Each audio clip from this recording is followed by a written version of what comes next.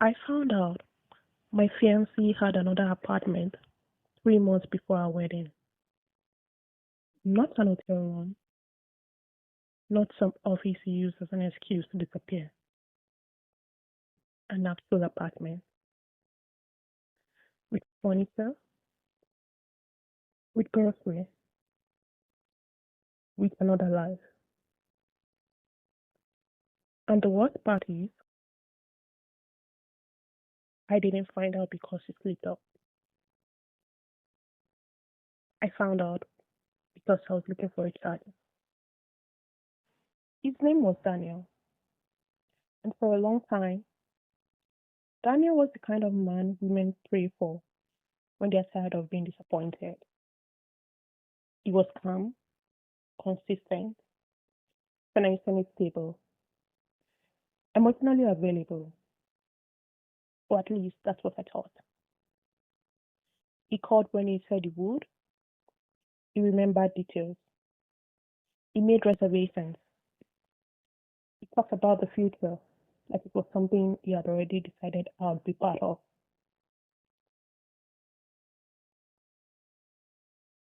And after enough chaos, that kind of love can feel like safety.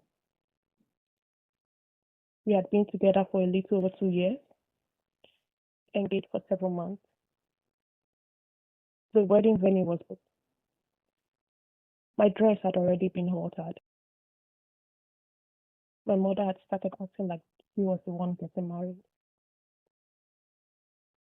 And I had already done the dangerous thing men do when they think they are finally safe. I relaxed. I stopped questioning little things because I thought love had finally stopped requiring survival skills. And that was my first mistake.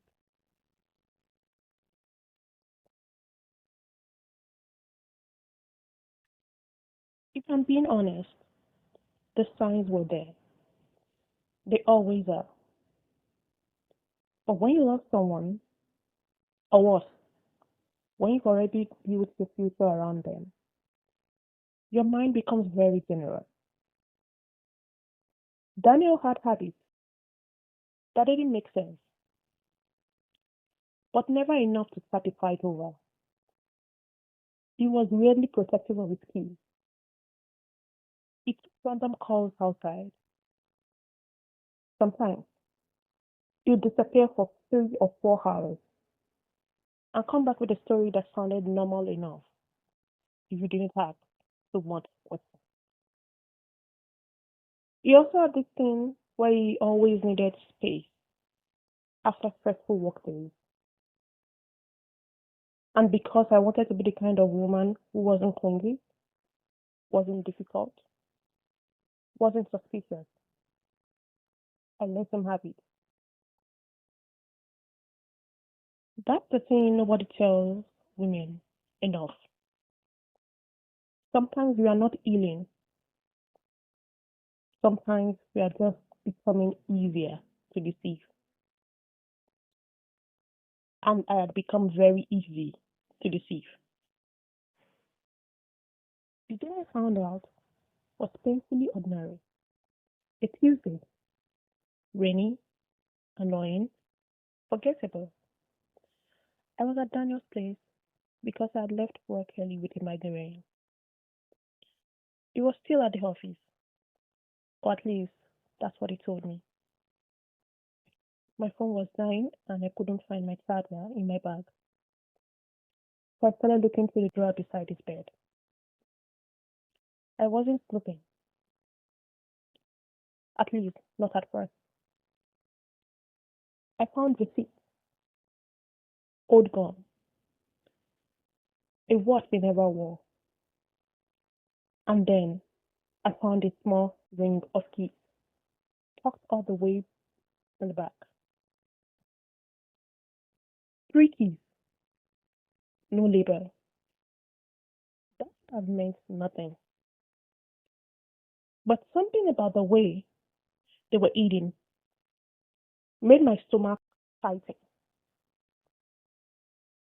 Because when a man is fully innocent, his life doesn't usually need compassion. I remember just staring at them for a few seconds, trying to talk myself out of what I was feeling. And then I did something I probably should have done a long time ago. I tested a lie. I called him. He answered on the second ring. And in that soft, active voice I used to trust, he said, "Hey babe, still at work. You okay?" Still at work. I looked down at the keys in my hand and said, "Yeah, I'm fine." That was the moment something in me shifted. Not because I had proof, but because my body knew before my pride was ready to admit it. For the next 2 days, I said nothing. And that was very unlike me. But I think when your heart is about to break, your instincts get quieter and sharper at the same time. I watched, paid attention. I noticed he kept one particular key missing from his regular keychain. I noticed he was suddenly working late more often. I noticed he stopped letting me come by without notice. And once he starts saying clearly, it's almost insulting how obvious everything becomes. By Friday, I had made up my mind. He told me he was going to have dinner with a client. I told him I had plans with one of my friends. We kissed goodbye in my kitchen like two people who had no idea one of them was about to destroy the other. Then I waited 30 minutes, got in an Uber, and followed him.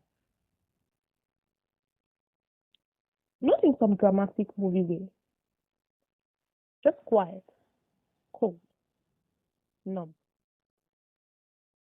The kind of numb where your body is moving, but your soul is already bracing itself. He didn't go to dinner. He drove to a building in a neighborhood I had never seen him in before. Not far, not eating, not some secret life across the country. Just close enough to remind me how comfortable he had become lying to my face. I watched him get out of the car, and then I watched him leave one of those keys. I don't know how long I sat there before I got out. Maybe 5 minutes, maybe 15. Long enough to still have a choice. Long enough to leave and protect whatever was left of my dignity. But heartbreak doesn't make you grateful. It makes you curious. So I went inside. The building had one of those front doors that never closes properly, and his apartment was on the second floor. I could hear a television, laughter, a woman's laughter. And I swear to you, in that exact moment, everything in me became still. Because the sound is loud at first, then suddenly, it's silent. Outside that door, with my hand shaking so badly, I almost dropped the key. And when I opened it, it wasn't chaos. That's what shattered me the most. It was normal. There was a couch, throw blankets, hot containers, a framed picture on the shelf, candles, a pair of woman's slippers near the kitchen. Not a mistake, not a one night stand, not some reckless accident he could cry his way out of. This was maintenance. This was routine. This was infrastructure. This man had built a second life with the same calm hand he used to hold my face and tell me I was safe. And then he saw me. I wish I could tell you I screamed. I wish I threw something, flattened, collapsed, did anything dramatic enough to match what I was feeling. But I didn't. I just looked at him, and he looked at me like a man whose worst fear had finally opened the door. The woman standing in the kitchen looked between us and asked, Daniel, who is this? And before he could answer, I said, I'm his fiancé. The silence after that was almost holy. You know how people say your life flashes before your eyes? Mine didn't. Just a lie. Every dinner, every apology, every I miss you, every fake work emergency, every time he had held me after I cried and acted like he was different from the men before him. All of it rearranged itself in real time. The woman looked horrified, actually horrified, which meant something immediately. He didn't know either. And somehow, that made it worse. Because if we had liked both of us that effortlessly, then this wasn't confusion. This was character. Daniel started talking fast after that.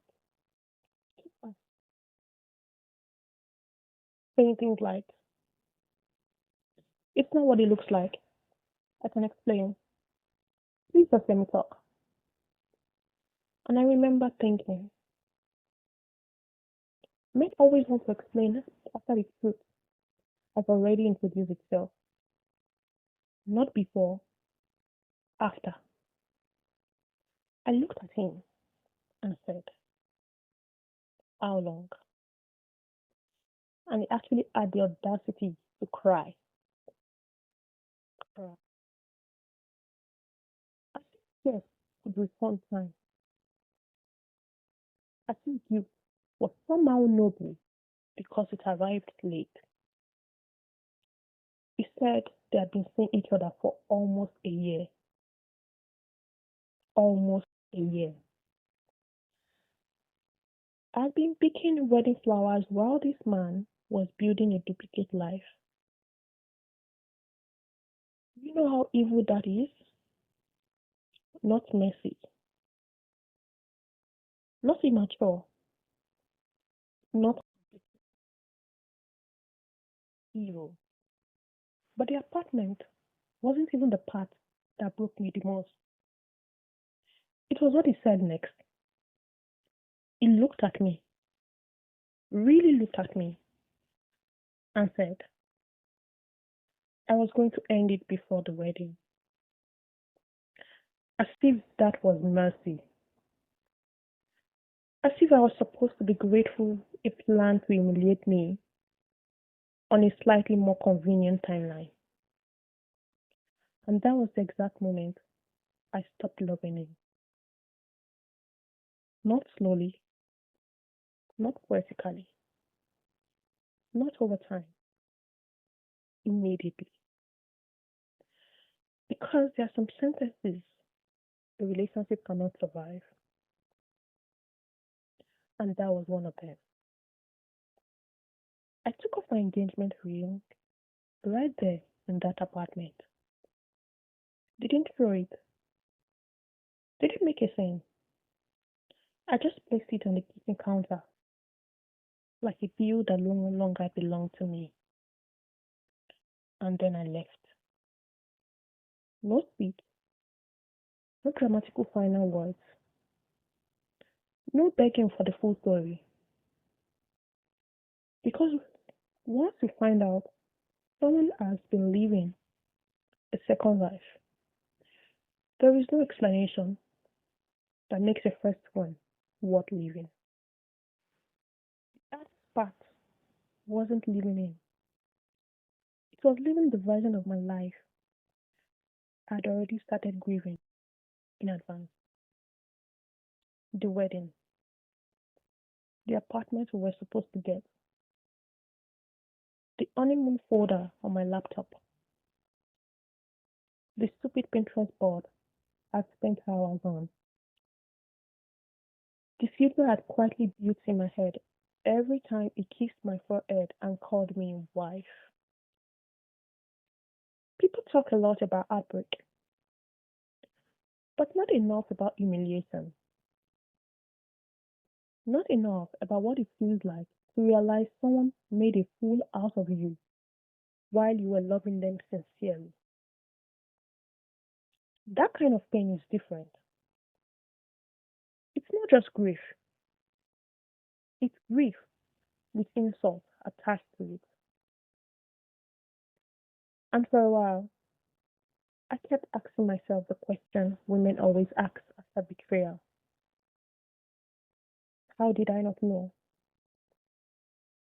But that's the wrong question. The better question is: why was I taught to ignore what I felt just to keep love comfortable?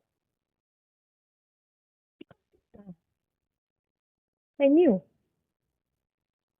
maybe not the apartment, maybe not the full story, but I knew enough.